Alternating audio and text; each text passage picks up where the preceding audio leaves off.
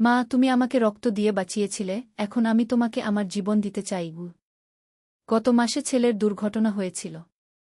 রক্তের প্রয়োজন ছিল জরুরি। আমার রক্তের গ্রুপ মিলে যাওয়ায় আমিই রক্ত দিয়েছিলাম। আজ সুস্থ হয়ে ঘরে ফিরেছে। সন্ধ্যায় ব্যান্ডেজ খুলে দেখাল হাতে সেলাইয়ের দাগ। আমি দাগটা ছুঁয়ে দিলাম। হঠাৎ সে আমার হাত ধরে বলল, মা, তুমি যে রক্ত দিয়ে আমাকে বাঁচিয়েছ, সেই রক্তে এখন অন্য এক ভালোবাসা জেগেছে। আমি অবাক হয়ে তাকালাম। সে আমার চোখের দিকে তাকিয়ে বলল, আমি তোমাকে শুধু মা হিসেবে নয়, একজন নারী হিসেবে ভালোবাসি। তোমার রক্তে। আমি বললাম, এটা কি ভালো নাকি খারাপ? তানিশ বলল, আমি জানি না মা। একদিকে এই ক্ষমতা আমাকে অনেক সাহায্য করেছে, কিন্তু অন্যদিকে এর জন্য আমার স্বাভাবিক জীবন নষ্ট হয়ে গেছে। তানিশ আরও বলল, আমি সব সময় মানুষের মনের কথা শুনতে পাই। এটা খুব কষ্টকর। আমি চাইলেও এটা বন্ধ করতে পারি না। আমার মায়া হলো তানিশের জন্য। আমি বললাম, তুমি কি চাও এই ক্ষমতা চলে যাক? তানিশ বলল, আমি জানি না মা। এই ক্ষমতা দিয়ে আমি অনেক মানুষকে সাহায্য করতে পেরেছি। কয়েকদিন পর তানিশ বলল, আমার ক্ষমতা সত্যিই কমে যাচ্ছে। আগের মতো স্পষ্ট করে মানুষের মন পড়তে পারছি না। ধীরে ধীরে তানিশের ক্ষমতা কমতে শুরু করল। 1 মাস পর সে একদম স্বাভাবিক হয়ে গেল। আর কোনো মানুষের মন পড়তে পারত না। ভবিষ্যৎ দেখতে পারত না। তানিশ প্রথমে একটু হতাশ হল, কিন্তু পরে বলল, আসলে এটাই ভালো হয়েছে। এখন আমি একটা স্বাভাবিক জীবন যাপন করতে পারব। আমাদের জীবনও স্বাভাবিক হয়ে গেল। আর মানুষের ভিড় হতো না। তানিশ আবার কলেজে যেতে শুরু করল। কিন্তু একদিন তানিশ আমাকে একটা চমকপ্রদ কথা বলল। সে বলল, মা, আমার ক্ষমতা সম্পূর্ণ চলে যায়নি। এখনও আমি কিছু কিছু বুঝতে পারি। আমি জিজ্ঞাসা করলাম, কী রকম? তানিশ বলল, আমি এখনও জিনিসপত্র ছুঁয়ে তাদের ইতিহাস জানতে পারি। তবে আগের মতো স্পষ্ট নয়। তানিশ বলল, আমার মনে হচ্ছে এই সামান্য ক্ষমতা আমার কাজে লাগতে পারে। আমি হয়তো একজন গবেষক বা প্রত্নতত্ত্ববিদ হতে পারি। আমি খুশি হলাম তানিশের এই পরিকল্পনা শুনে। বললাম, তুমি যা ভালো লাগে তাই করো। 1 বছর পর তানিশ বিশ্ববিদ্যালয়ে প্রত্নতত্ত্ব বিষয়ে ভর্তি হল। তার সামান্য ক্ষমতা তাকে এই ক্ষেত্রে অনেক সাহায্য করল। তানিশ পুরাতন জিনিসপত্রের ইতিহাস জানতে পারত। এর ফলে সে তার গবেষণায় অনেক এগিয়ে গেল। একদিন তানিশ আমাকে বলল, মা, আমি বুঝতে পেরেছি কেন আমার এই ক্ষমতা এসেছিল। আমি জিজ্ঞাসা করলাম, কেন? তানিশ বলল, এটা হয়তো আমার জীবনের একটা পরীক্ষা ছিল। তানিশ আরও বলল, এই ক্ষমতার মাধ্যমে আমি শিখেছি যে মানুষের মনে কত রকমের চিন্তাভাবনা থাকে। আমি শিখেছি কিভাবে মানুষকে সাহায্য করতে হয়। আমি বললাম, তুমি ঠিক বলেছ। তানিশ বলল, এখন আমি এই অভিজ্ঞতা কাজে লাগিয়ে আরও ভালো একজন মানুষ হতে চাই। তানিশ তার গবেষণার কাজে মনোযোগ দিল। কয়েক বছর পর সে একজন বিখ্যাত প্রত্নতত্ত্ববিদ হয়ে উঠল। একদিন তানিশ আমাকে বলল, মা, তুমি যে আমাকে রক্ত দিয়ে বাঁচিয়েছিলে, সেটাই আমার জীবনের সবচেয়ে বড় পাওয়া। আমি বললাম, কেন? তানিশ বলল, কারণ সেই রক্তদানের মাধ্যমেই আমি বুঝতে পেরেছি জীবনের আসল অর্থ কী। তানিশ আরও বলল, আমি শিখেছি যে ক্ষমতার চেয়ে বড় জিনিস হল মানুষের সেবা করা। আর সবচেয়ে বড় জিনিস হল পরিবারের ভালোবাসা। আমার চোখে জল এসে গেল। আমি বললাম, তুমি সত্যিই একটা ভালো ছেলে। তানিশ আমাকে জড়িয়ে ধরল। বলল, এসব তোমার কাছ থেকেই শিখেছি মা। এভাবেই আমাদের পরিবারের এই অদ্ভুত ঘটনার সমাপ্তি ঘটল। তানিশ এখন একজন সফল মানুষ। তার অতীতের সেই অভিজ্ঞতা তাকে আরও মানবিক করে তুলেছে। আমি প্রতিদিন ভাবি, জীবনে কত অদ্ভুত ঘটনা ঘটে। কিন্তু সব ঘটনার পেছনেই কোনো না কোনো শিক্ষা থাকে। আমাদের পরিবারও এই ঘটনা থেকে অনেক কিছু শিখেছে। তানিশের সেই বিশেষ সময়টা আমাদের সবাইকে আরও কাছে নিয়ে এসেছে। আমরা বুঝেছি যে পারিবারিক বন্ধনই জীবনের সবচেয়ে বড় সম্পদ। আজও কখনো কখনো তানিশ তার পুরাতন ক্ষমতার কথা মনে করে। কিন্তু সে আর সেই ক্ষমতা ফিরে পেতে চায় না। কারণ সে বুঝেছে যে স্বাভাবিক জীবনই সবচেয়ে সুন্দর। রিতাও এই পুরো ঘটনা দেখে অনেক কিছু শিখেছে। সে বলে, ভাইয়ার মতো আমিও মানুষের সেবা করতে চাই। আমি খুশি হই এই কথা শুনে। সাজিদও বদলে গেছে। সে আগের চেয়ে বেশি সময় পরিবারের সাথে কাটায়। বলে, পরিবারই সবচেয়ে গুরুত্বপূর্ণ। আমি মনে মনে ভাবি, তানিশ যখন বলেছিল আমাকে স্ত্রী হিসেবে চায়, তখন আমি ভেবেছিলাম এটা কোনো বড় সমস্যা। কিন্তু সেটা ছিল তার মানসিক অবস্থার কারণে। আসলে তার মনে ছিল মায়ের প্রতি গভীর ভালোবাসা ও কৃতজ্ঞতা। তার বিশেষ ক্ষমতা এসেছিল আমার রক্তদানের কারণে। কিন্তু সেই ক্ষমতার চেয়েও বড় ছিল তার মানবিক গুণাবলী। সে সেই ক্ষমতা দিয়ে মানুষের সেবা করেছিল। আজ তানিশ যখন তার গবেষণার কাজে ব্যস্ত থাকে তখন আমি গর্ব অনুভব করি। আমার ছেলে একজন ভালো মানুষ হয়েছে। এর চেয়ে বড় পাওয়া আর কি হতে পারে? এই গল্পের মাধ্যমে আমি বুঝেছি যে জীবনে যা কিছু ঘটে তার পেছনে কোনো না কোনো কারণ থাকে। আমাদের সেই কারণ খুঁজে বের করতে হয়। আর সেখান থেকে শিক্ষা নিয়ে এগিয়ে যেতে হয়। তানিশের জীবনে যে অদ্ভুত অভিজ্ঞতা হয়েছিল সেটা তাকে একজন বিশেষ মানুষ করে তুলেছে। সে এখন তার কাজের মাধ্যমে মানুষের সেবা করে যাচ্ছে। আমি প্রার্থনা করি যেন তানিশ সারা জীবন এভাবে মানুষের কল্যাণে কাজ করে যেতে পারে। আর আমাদের পরিবার যেন সব সময় একসাথে থাকতে পারি। এই গল্পের শেষে এসে আমি বলতে পারি যে পারিবারিক ভালোবাসা আর একসাথে থাকার শক্তিই সবচেয়ে বড়। যত বড় সমস্যাই আসুক, পরিবারের সবাই একসাথে থাকলে সব সমস্যার সমাধান হয়ে যায়। তানিশের সেই বিশেষ দিনগুলো আমাদের সবাইকে শিখিয়েছে যে জীবনে অনেক অদ্ভুত জিনিস ঘটতে পারে। কিন্তু সেগুলো মোকাবেলা করার জন্য আমাদের ধৈর্য আর বুদ্ধি দরকার। আমি আশা করি আমাদের এই অভিজ্ঞতা অন্যদের কাজে লাগবে। যারা জীবনে কোনো অদ্ভুত সমস্যার মুখোমুখি হয়েছেন তারা যেন হতাশ না হন। সব সমস্যারই সমাধান আছে। তানিশ এখন একজন সুখী মানুষ। সে তার কাজ নিয়ে ব্যস্ত থাকে। কখনো কখনো আমাকে বলে, মা, আমার সেই দিনগুলোর কথা মনে পড়লে অবাক লাগে। কিন্তু আমি কৃতজ্ঞ যে সেই অভিজ্ঞতা পেয়েছিলাম। আমিও কৃতজ্ঞ। কারণ এই ঘটনা আমাদের পরিবারকে আরও শক্তিশালী করেছে। আমরা একে অপরকে আরও গভীরভাবে বুঝতে পেরেছি। এখন যখন কেউ আমাদের কাছে এই গল্প শুনতে চায় আমরা খুলে বলি। কারণ আমাদের কিছু লুকানোর নেই। আমরা গর্বিত যে আমরা এই কঠিন সময়টা একসাথে পার করতে পেরেছি। এসেছি তোমার ভালোবাসায় আমি বাঁচতে চাই। মা, আমি তোমাকে বিয়ে করতে চাই, আমার স্ত্রী হিসেবে পাশে রাখতে চাই। হাসপাতালের রিপোর্ট টেবিলে পড়েছিল। আমি বুঝতে পারছিলাম না কি বলবো। সে আমার হাত চেপে ধরে বলল, তুমি আমার জীবনে রক্ত সঞ্চালন করেছ, এখন আমি তোমার জীবনে নতুন অর্থ সঞ্চালন করতে চাই। আমরা মাছেলে নয়, স্বামী স্ত্রী হয়ে নতুন জীবন শুরু করি। রক্তদানের সার্টিফিকেট আমার হাতে কাঁপছিল। ঘরের নীরবতা ভেঙে সে আবার বলল, মা, তুমি কি আমার এই প্রস্তাব ভেবে দেখবে? এই গল্পটি সম্পূর্ণ শুনলে আপনাদের পানি অটোমেটিক বের হয়ে যাবে, সো যত দ্রুত সম্ভব হাতের কাছে টিস্যু নিয়ে বসে পড়ো। বিছানার চাদর যেন নষ্ট না হয় সেটা সম্পূর্ণ খেয়াল রাখার অনুরোধ জানিয়ে গল্পটি এখন শুরু করব। তার আগে সর্বশেষ অনুরোধ, দয়া করে এমন পানি বের করার গল্প নিয়মিত শুনতে আমাদের চ্যানেলটি সকলেই সাবস্ক্রাইব করুন। ধন্যবাদ। হ্যালো বন্ধুরা, আমার নাম রুমা আক্তার। আমার বয়স 39 বছর। আমার স্বামীর নাম সাজিদ আহমেদ, বয়স 52 বছর। আমাদের 2 সন্তান, তানিশ আর রিতা। তানিশ 20 বছর বয়সী, ইউনিভার্সিটিতে পড়ে। রিতা 13 বছর বয়সী, হাই স্কুলে যায়। আমি যা বলতে যাচ্ছি তা হয়তো অবিশ্বাস্য লাগবে। কিন্তু এটাই সত্য। আমাদের পারিবারিক জীবনে এমন একটা ঘটনা ঘটেছে যা আমাদের সবার জীবনই পাল্টে দিয়েছে। গত শীতের এক সন্ধ্যায় তানিশ বাইক নিয়ে বেরিয়েছিল। রাত 11টার দিকে হাসপাতাল থেকে ফোন এল। বল, তানিশের অ্যাক্সিডেন্ট হয়েছে। আমরা দৌড়ে গেলাম। ডাক্তার বলল তার অনেক রক্ত বেরিয়ে গেছে, জরুরি রক্ত দরকার। তানিশের রক্তের গ্রুপ বি পজিটিভ। আমার গ্রুপ একই। আমি বলে দিলাম আমি রক্ত দেব। রক্ত দেওয়ার পর ডাক্তার বলল তানিশ এখন বিপদমুক্ত। কিন্তু কয়েকদিন হাসপাতালে থাকতে হবে। আমি প্রতিদিন তার কাছে থাকতাম, দেখাশোনা করতাম। সাজিদ অফিসের কাজে ব্যস্ত থাকত, রিতাও স্কুলে যেত। তাই আমি বেশিরভাগ সময় তানিশের পাশে ছিলাম। একদিন তানিশ আমাকে বলল, মা, তুমি যে রক্ত দিয়ে আমাকে বাঁচিয়েছ সেই রক্তের জন্যই আমি আজ বেঁচে আছি। আমি বললাম, এটাই তো মায়ের কর্তব্য। সে বলল, না মা, এটা শুধু কর্তব্য নয়, এটা অন্য কিছু। আমার মনে হচ্ছে তোমার রক্ত আমার শরীরে মিশে আমার চিন্তাভাবনায় পাল্টে দিয়েছে। আমি প্রথমে বুঝতে পারিনি সে কি বলতে চাচ্ছে। পরে সে আরও স্পষ্ট করে বলল। আমি শুনে হতবাক হয়ে গেলাম। কি বলো বুঝতে পারছিলাম না। কিন্তু আসল ব্যাপারটা এই নয়। আসল কাহিনী শুরু হয় এরপর থেকে। তানিশ হাসপাতাল থেকে ছাড়া পেয়ে বাড়ি এল। কিন্তু তার আচরণ খুবই অদ্ভুত লাগছিল। সে সব সময় আমার দিকে এমনভাবে তাকিয়ে থাকত যেন আমাকে চেনে না।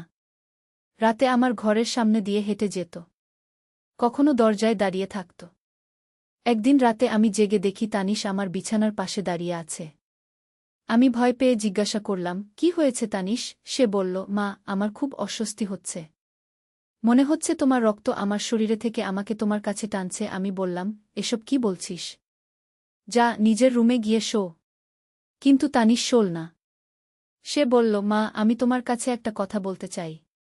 তুমি আমাকে রক্ত দেওয়ার পর থেকে আমার মধ্যে একটা পরিবর্তন এসেছে। আমি তোমাকে আর মা হিসেবে দেখতে পারছি না। আমার কাছে তুমি একজন নারী। আমি চমকে উঠলাম। বললাম, তানিশ, তুমি কি বলছ? আমি তোমার মা। সে বলল, হ্যাঁ, আমি জানি। কিন্তু তোমার রক্ত আমার শরীরে মিশে আমার অনুভূতি পাল্টে দিয়েছে। আমি তোমার প্রতি একটা অন্যরকম আকর্ষণ অনুভব করি। আমি কিছু বলার আগেই সে আরও বলল, মা, আমি জানি এটা অস্বাভাবিক। কিন্তু আমি নিজেকে সামলাতে পারছি না। আমার মনে হয় তোমার রক্তের মাধ্যমে তোমার সাথে আমার একটা গভীর সংযোগ তৈরি হয়েছে। আমি চাই আমরা দুজন একসাথে থাকি। শুধু মা-ছেলে হিসেবে নয়, স্বামী-স্ত্রী হিসেবে। আমি আর শুনতে পারলাম না। চিৎকার করে বললাম, থামো। এসব কি বলছো তুমি? আমি তোমার মা। এরকম কথা বলতে নেই। তানিশ বলল, মা, তুমি রেগে যেজো না। আমি শুধু আমার মনের কথা বলছি। তুমি একবার ভেবে দেখো। আমি ঘর থেকে বেরিয়ে এলাম। কিন্তু তানিশ আমার পেছনে পেছনে এল। বলল, মা, তুমি পালিয়ে যেতে পারবে না। আমরা একই রক্তের অধিকারী এখন। আমাদের মধ্যে একটা বন্ধন তৈরি হয়েছে। আমি বাথরুমে ঢুকে দরজা বন্ধ করে দিলাম। কিন্তু তানিশ বাইরে থেকে বলতে লাগল, মা, তুমি আমার প্রস্তাব ভেবে দেখো। আমরা নতুন একটা জীবন শুরু করতে পারি। পরের দিন সকালে আমি সাজিদকে সব বললাম। সাজিদ প্রথমে বিশ্বাস করতে চাইল না। বলল, তানিশ হয়তো অ্যাক্সিডেন্টের শকে এরকম বলছে। কিন্তু আমি জোর করে বললাম, না, সে একদম সিরিয়াস ছিল। সাজিদ তানিশের সাথে কথা বলল। তানিশ সাজিদের সামনেও একই কথা বলল। সাজিদ রেগে গিয়ে তানিশকে থাপ্পড় মারল। বলল, এসব কি বলছিস? তুই কি পাগল হয়ে গেছিস? তানিশ বলল, বাবা, আমি পাগল হইনি। আমি সত্যি বলছি। মায়ের রক্ত আমার শরীরে মিশে আমার চিন্তাভাবনা পাল্টে দিয়েছে। আমি এখন মাকে অন্যভাবে দেখি। সাজিদ বলল, তুই যদি এসব আজে বাজে কথা আরও বলিস তাহলে তোকে বাড়ি থেকে বের করে দেব। তানিশ বলল, ঠিক আছে, আমি আর কিছু বলবো না। কিন্তু আমার মনের অবস্থা পাল্টায়নি। এরপর কয়েকদিন তানিশ চুপচাপ থাকল।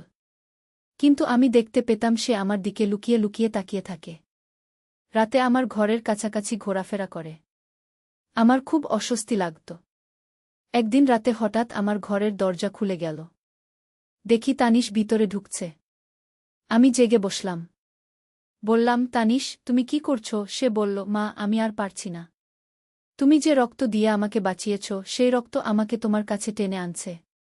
আমি ভয় পেয়ে চিৎকার করলাম। সাজিদ জেগে উঠল। তানিশকে দেখে রেগে গেল। বলল, তুই আবার এসব কি করছিস? তানিশ বলল, বাবা, আমি মায়ের কাছে আসতে বাধ্য হচ্ছি। আমার নিয়ন্ত্রণ নেই। সাজিদ তানিশকে জোর করে রুম থেকে বের করে দিল। কিন্তু তানিশ বাইরে থেকে বলতে লাগল, মা, আমি তোমার রক্তের সন্তান। তুমি আমাকে দ্বিতীয়বার জন্ম দিয়েছ। এখন আমি তোমার সাথে নতুন জীবন শুরু করতে চাই। পরের দিন সাজিদ বলল, তানিশের মাথা খারাপ হয়ে গেছে। আমরা একটা ডাক্তার দেখাবো। আমরা তানিশকে নিয়ে একজন সাইকিয়াট্রিস্টের কাছে গেলাম। ডাক্তার তানিশের সাথে একা কথা বলল। ডাক্তার বলল, তানিশের মধ্যে একটা মানসিক সমস্যা তৈরি হয়েছে। রক্তদানের পর সে ভেবে নিয়েছে তার মায়ের সাথে তার একটা বিশেষ বন্ধন তৈরি হয়েছে। এটা অস্বাভাবিক নয়। কিছু মানুষের ক্ষেত্রে এরকম হতে পারে। ডাক্তার তানিশকে কিছু ওষুধ দিল। বলল, এই ওষুধ খেলে তার চিন্তাভাবনা স্বাভাবিক হয়ে যাবে। কিন্তু তানিশ ওষুধ খেতে চাইল না। বলল, আমার কোনো সমস্যা নেই। আমি ঠিক আছি। সাজিদ জোর করে তানিশকে ওষুধ খাওয়ানোর চেষ্টা করল। কিন্তু তানিশ রেসিস্ট করল। শেষে আমরা ওষুধ তার খাবারের সাথে মিশিয়ে দিতে শুরু করলাম। কিছুদিন পর তানিশের আচরণে একটু পরিবর্তন এল। সে আর আমার দিকে সেভাবে তাকাত না। রাতে আমার ঘরের কাছে আসত না। আমি ভাবলাম হয়তো ওষুধ কাজ করছে। কিন্তু একদিন সকালে আমি দেখি তানিশ ওষুধের বোতলটা ফেলে দিয়েছে। সে আমাকে বলল, মা, আমি জানি তোমরা আমার খাবারে ওষুধ মেশাচ্ছ। কিন্তু এই ওষুধ আমার স্বাভাবিক অনুভূতিকে দমন করে রাখছে। আমি আর এই ওষুধ খাব না। তানিশের কথা শুনে আমার মাথা ঘুরে গেল। আমি বুঝলাম তানিশের সমস্যা আরও গভীর। এই ওষুধে কাজ হচ্ছে না। আমি সাজিদকে বললাম, আমাদের তানিশকে কোনো বিশেষজ্ঞ ডাক্তার দেখাতে হবে। সাজিদ বলল, আমিও তাই ভাবছি। আমরা তানিশকে নিয়ে ঢাকার একটা বিখ্যাত হাসপাতালে গেলাম। সেখানে একজন বিশেষজ্ঞ সাইকিয়াট্রিস্ট তানিশকে দেখল। ডাক্তার তানিশের সাথে বিস্তারিত কথা বলল। ডাক্তার বলল, তানিশের মধ্যে এক ধরনের অবসেশন তৈরি হয়েছে। এটা খুবই জটিল একটা মানসিক অবস্থা। এর চিকিৎসা সময়সাপেক্ষ। ডাক্তার তানিশকে হাসপাতালে ভর্তি রাখার পরামর্শ দিল। বলল, কয়েক সপ্তাহ এখানে থেকে চিকিৎসা নিলে উন্নতি হবে। তানিশ প্রথমে রাজি হতে চাইল না, কিন্তু শেষে রাজি হল। সে বলল, ঠিক আছে, আমি চিকিৎসা নেব, কিন্তু আমার মনের অবস্থা পাল্টাবে না। তানিশ হাসপাতালে ভর্তি হল। আমরা প্রতিদিন তাকে দেখতে যেতাম। ধীরে ধীরে তার অবস্থার উন্নতি হতে লাগল। ডাক্তার বলল, সে এখন অনেক ভালো। 1 মাস পর তানিশ বাড়ি এল। তার আচরণ স্বাভাবিক লাগছিল। সে আর আমার দিকে সেভাবে তাকাত না। আমার সাথে স্বাভাবিকভাবে কথা বলত। আমি ভাবলাম হয়তো তানিশ সুস্থ হয়ে গেছে। কিন্তু একদিন রাতে আবার সেই ঘটনা ঘটল। তানিশ আমার ঘরে এসে বলল, মা, আমি হাসপাতালে যে চিকিৎসা নিয়েছি তা শুধু আমাকে সাময়িক উপশম দিয়েছে, কিন্তু আমার মূল সমস্যার সমাধান হয়নি। আমি ভয় পেয়ে জিজ্ঞাসা করলাম, তুমি কি বলতে চাও? তানিশ বলল, মা, আমি এখনও তোমাকে একই চোখে দেখি। তোমার প্রতি আমার অনুভূতি একই আছে। আমার মাথা ঘুরে গেল। আমি বুঝলাম তানিশের সমস্যা এত সহজে সমাধান হবে না। কিন্তু হঠাৎ তানিশ হেসে বলল, মা, তুমি এত ভয় পেয়েছ কেন? আমি তো মজা করছিলাম। আমি অবাক হয়ে জিজ্ঞাসা করলাম, মজা করছিলে মানে? তানিশ বলল, হ্যাঁ মা। আমি হাসপাতালে গিয়ে বুঝেছি আমার আসলে কোনো সমস্যা ছিল না। আমি শুধু তোমাদের সবাইকে চমকে দিতে চেয়েছিলাম। আমি আরও অবাক হলাম। জিজ্ঞাসা করলাম, তুমি কি বলছ? তানিশ বলল, মা, আমি যা যা বলেছিলাম সব ছিল মিথ্যা। আমি শুধু দেখতে চেয়েছিলাম তোমরা কিরকম প্রতিক্রিয়া দেখাও। আমি রেগে গিয়ে বললাম, তুমি এরকম করতে পারো কি করে? আমরা কত চিন্তায় ছিলাম। তানিশ বলল, সরি মা। কিন্তু আমি ভেবেছিলাম তোমরা বুঝে যাবে যে আমি মজা করছি। কিন্তু হঠাৎ তানিশের মুখের ভাব বদলে গেল। সে বলল, কিন্তু মা, একটা ব্যাপার সত্যি। তোমার রক্ত আমার শরীরে মেশার পর আমার মধ্যে একটা পরিবর্তন এসেছে।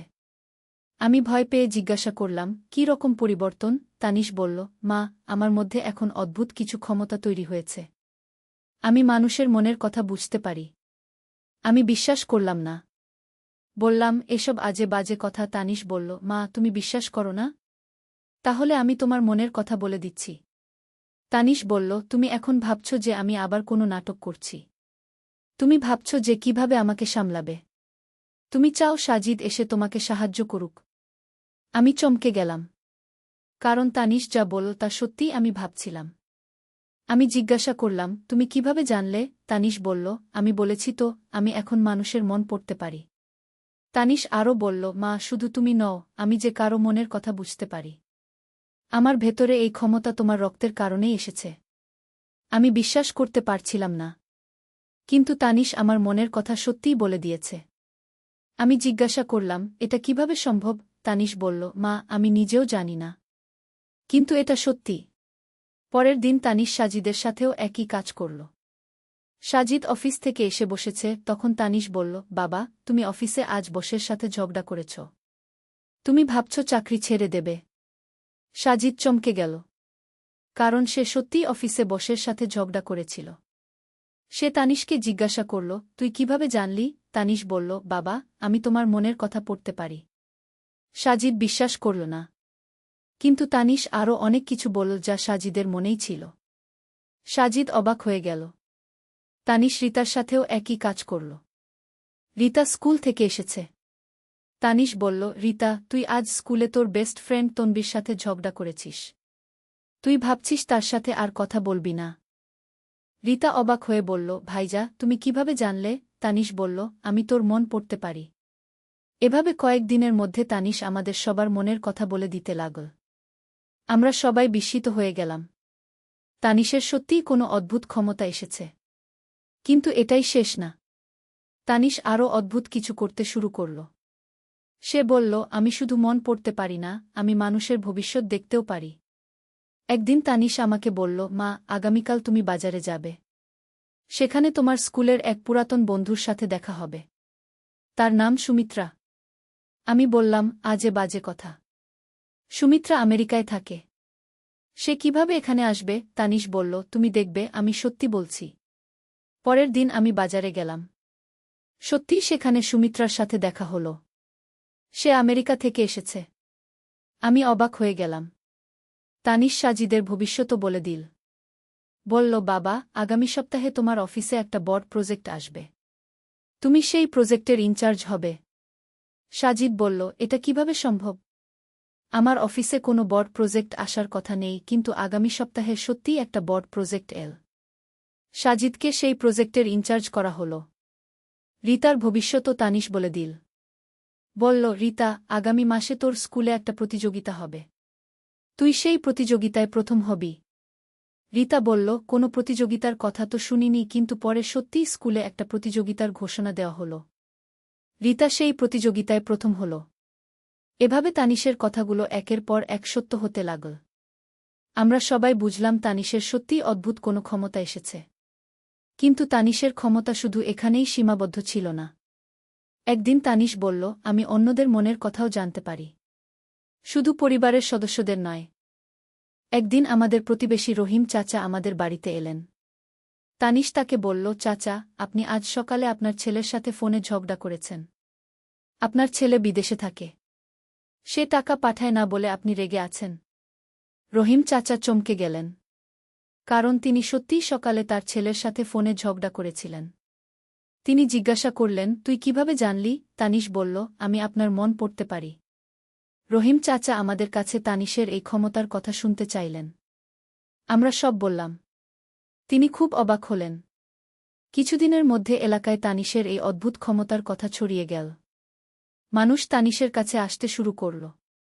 তারা তাদের ভবিষ্যৎ জানতে চাইত। তানিশ সবার ভবিষ্যৎ বলে দিত। তার কথা সত্য হতো। ধীরে ধীরে তানিশ এলাকায় বিখ্যাত হয়ে গেল। কিন্তু একদিন তানিশ আমাকে একটা ভয়ানক কথা বলল। সে বলল, মা, আমি একটা খারাপ স্বপ্ন দেখেছি। আমাদের পরিবারে একটা বড় বিপদ আসছে। আমি জিজ্ঞাসা করলাম, কী রকম বিপদ? তানিশ বলল, আমি পরিষ্কার করে বলতে পারছি না।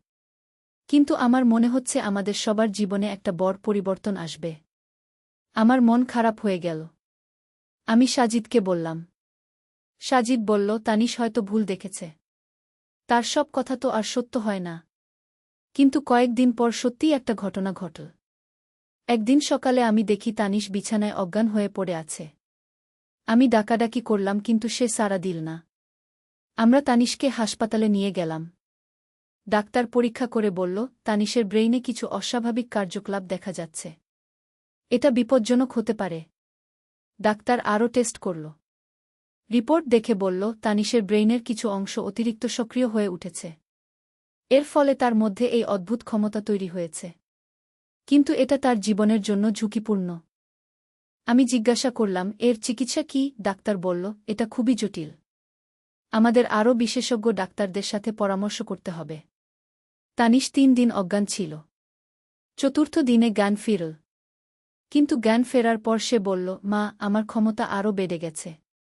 আমি এখন আরও দূরের মানুষদের মনও পড়তে পারি। তানিশ বলল, আমি এখন শুধু মানুষের মন নয়, জিনিসপত্রের ইতিহাসও জানতে পারি। কোনো জিনিস ছুলেই আমি বুঝতে পারি এর আগে কি ঘটেছে। হাসপাতালে একটা পুরাতন চেয়ার ছিল। তানিশ সেটা ছুঁয়ে বলল, এই চেয়ারে ২০ বছর আগে একজন রোগী বসেছিল। তার ক্যান্সার হয়েছিল। সে মারা গেছে। নার্স এসে বলল, এই চেয়ারটা সত্যিই ২০ বছরের পুরাতন। এখানে অনেক ক্যান্সার রোগী বসেছে। তানিশের এই নতুন ক্ষমতা দেখে ডাক্তাররাও অবাক হলেন। তারা তানিশকে নিয়ে গবেষণা করতে চাইলেন। কিন্তু তানিশ বলল, আমি এখানে আর থাকতে চাই না। আমার বাড়ি যেতে ইচ্ছা করছে। ডাক্তার বলল, তানিশের অবস্থা এখনও বিপজ্জনক। তাকে আরও কিছুদিন হাসপাতালে রাখতে হবে। কিন্তু তানিশ জোর করে বাড়ি চলে এল। সে বলল, আমি জানি আমার কি হবে। আমাকে হাসপাতালে থাকতে হবে না। বাড়ি এসে তানিশ আরও অদ্ভুত কাজ করতে শুরু করল। সে বাড়ির পুরাতন জিনিসপত্র ছুঁয়ে তাদের ইতিহাস বলতে লাগল। তানিশ আমার পুরাতন একটা শাড়ি ছুঁয়ে বলল, মা, এই শাড়িটা তুমি তোমার বিয়ের সময় পরেছিলে। সেদিন তোমার খুব আনন্দ হয়েছিল। সত্যিই সেটা আমার বিয়ের শাড়ি ছিল। আমি অবাক হয়ে গেলাম। তানিশ সাজিদের পুরাতন একটা কলম ছুঁয়ে বলল, বাবা, এই কলম দিয়ে তুমি চাকরির প্রথম দিনে সই করেছিলে। তুমি খুব নার্ভাস ছিলে। সাজিদ বলল, তুই সত্যি বলেছিস। আমি সেদিন সত্যিই নার্ভাস ছিলাম। এভাবে তানিশ বাড়ির অনেক জিনিসের ইতিহাস বলে দিল। সব সত্য। কিন্তু হঠাৎ একদিন তানিশ একটা ভয়ানক কথা বলল। সে বলল, আমি আমাদের বাড়ির মাটি ছুঁয়ে দেখেছি। এই মাটির নিচে কিছু লুকানো আছে। আমি জিজ্ঞাসা করলাম, কি লুকানো আছে? তানিশ বলল, আমি পরিষ্কার করে বুঝতে পারছি না। কিন্তু কিছু একটা আছে। তানিশ বলল, আমাদের উঠানের নিচে কয়েক ফুট গভীরে কিছু পুঁতে রাখা আছে।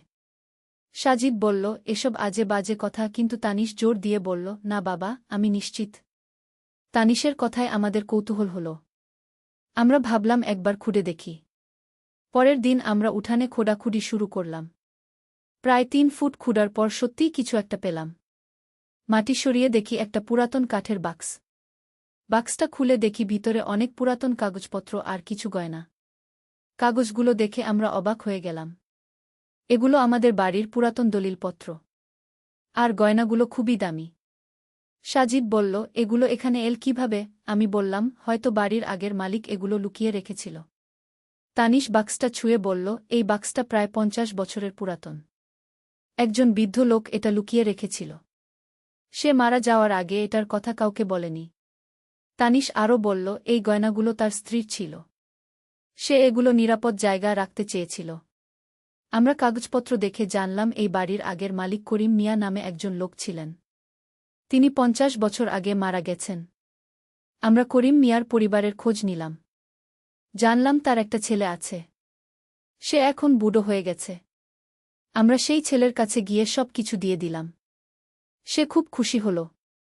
বলল, আব্বা মারা যাওয়ার পর আমরা এই গয়নাগুলোর খোঁজ পাইনি। ভেবেছিলাম চুরি গেছে। সে আমাদের ধন্যবাদ দিল। বলল, আপনাদের ছেলের কারণেই আমরা আমাদের মায়ের স্মৃতি ফিরে পেলাম। এই ঘটনার পর তানিশের খ্যাতি আরও বেড়ে গেল। মানুষ দূরদূরান্ত থেকে তার কাছে আসতে শুরু করল। কেউ হারিয়ে যাওয়া জিনিস খুঁজে পেতে চাইত। কেউ তাদের ভবিষ্যৎ জানতে চাইত। তানিশ সবার সাহায্য করত। কিন্তু এত মানুষের ভিড় আমাদের অস্বস্তিতে ফেলে দিল। আমাদের ঘরবাড়ি মানুষে ভরে থাকত। আমাদের স্বাভাবিক জীবনযাত্রা ব্যাহত হতে শুরু করল। একদিন আমি তানিশকে বললাম, তানিশ, তুমি কি এই ক্ষমতা নিয়ন্ত্রণ করতে পারো না? আমাদের জীবন অস্বাভাবিক হয়ে গেছে। তানিশ বলল, মা, আমি চেষ্টা করেছি। কিন্তু এই ক্ষমতা আমার নিয়ন্ত্রণে নেই। এটা আপনা আপনিই কাজ করে। তানিশ আরও বলল, আমার মনে হচ্ছে এই ক্ষমতা দিন দিন বাড়ছে। আমি যেদিকে তাকাই সেদিকের মানুষের মনের কথা শুনতে পাই। আমি চিন্তিত হয়ে পড়লাম। এই অবস্থা চলতে থাকলে তানিশের কী অবস্থা হবে? একদিন তানিশ আমাকে বলল, মা, আমি একটা ভয়ানক জিনিস জানতে পেরেছি। আমি জিজ্ঞাসা করলাম, কি? তানিশ বলল, আমি জানতে পেরেছি কেন আমার এই ক্ষমতা এসেছে। তানিশ বলল, তুমি যে রক্ত আমাকে দিয়েছিলে সেই রক্তে কিছু বিশেষ উপাদান ছিল। এর ফলে আমার ব্রেইনের কিছু অংশ পরিবর্তন হয়েছে। আমি জিজ্ঞাসা করলাম, আমার রক্তে বিশেষ উপাদান? তানিশ বলল, হ্যাঁ মা। তুমি নিজেও জানো না যে তোমার রক্তে এই বিশেষত্ব আছে। তানিশ আরও বলল, তুমি যখন ছোট ছিলে তখন তোমার সাথে কি কোনো অদ্ভুত ঘটনা ঘটেছিল? আমি ভাবতে লাগলাম। হঠাৎ মনে পড়ল, আমার ছোটবেলায় একবার আমি খুব অসুস্থ হয়ে পড়েছিলাম। ডাক্তাররা বলেছিল আমি বাঁচব না। কিন্তু হঠাৎ আমি সুস্থ হয়ে গিয়েছিলাম। আমি তানিশকে সেই ঘটনা বললাম। তানিশ বলল, হ্যাঁ মা, সেই সময় তোমার রক্তে পরিবর্তন হয়েছিল। কিন্তু তুমি কখনো এর প্রভাব টের পাওনি। তানিশ আরও বলল, কিন্তু আমার শরীরে তোমার রক্ত গেলে এই ক্ষমতা জেগে উঠেছে। আমি জিজ্ঞাসা করলাম, তাহলে এর সমাধান কি? তানিশ বলল, আমি জানি না মা। কয়েকদিন পর আরও একটা অদ্ভুত ঘটনা ঘটল। তানিশ রাতে ঘুমাচ্ছিল। হঠাৎ চিৎকার করে উঠল। আমরা দৌড়ে গেলাম। তানিশ বলল, আমি একটা স্বপ্ন দেখেছি। এলাকায় একটা বড় দুর্ঘটনা হতে যাচ্ছে। অনেক মানুষ মারা যাবে। আমি বললাম, এটা শুধু স্বপ্ন। ভয় পেজো না। কিন্তু তানিশ বলল, না মা, এটা স্বপ্ন নয়। আমি ভবিষ্যৎ দেখেছি। আগামীকাল সকালে এলাকার বাস স্ট্যান্ডে একটা বাস দুর্ঘটনা হবে। তানিশের কথায় আমাদের ভয় লাগল। পরের দিন সকালে আমরা বাস স্ট্যান্ডের দিকে গেলাম। দেখি সত্যিই একটা বাস এসে স্ট্যান্ডে ঢুকতে গিয়ে কন্ট্রোল হারিয়ে ফেলেছে। কিন্তু আমরা আগে থেকেই মানুষদের সাবধান করে দিয়েছিলাম। তাই কেউ আহত হল না। সবাই নিরাপদ জায়গা সরে গিয়েছিল। এই ঘটনার পর তানিশের ক্ষমতার কথা আরও ছড়িয়ে গেল। মানুষ তাকে একজন অলৌকিক ক্ষমতাসম্পন্ন ব্যক্তি হিসেবে দেখতে শুরু করল। কিন্তু একদিন তানিশ আমাকে একটা চমকপ্রদ কথা বলল। সে বলল, মা, আমি জানতে পেরেছি আমার এই ক্ষমতা স্থায়ী নয়। আমি জিজ্ঞাসা করলাম, মানে? তানিশ বলল, তোমার রক্তের প্রভাব ধীরে ধীরে কমে যাচ্ছে। আর কিছুদিন পর আমার এই ক্ষমতা চলে যাবে। আমি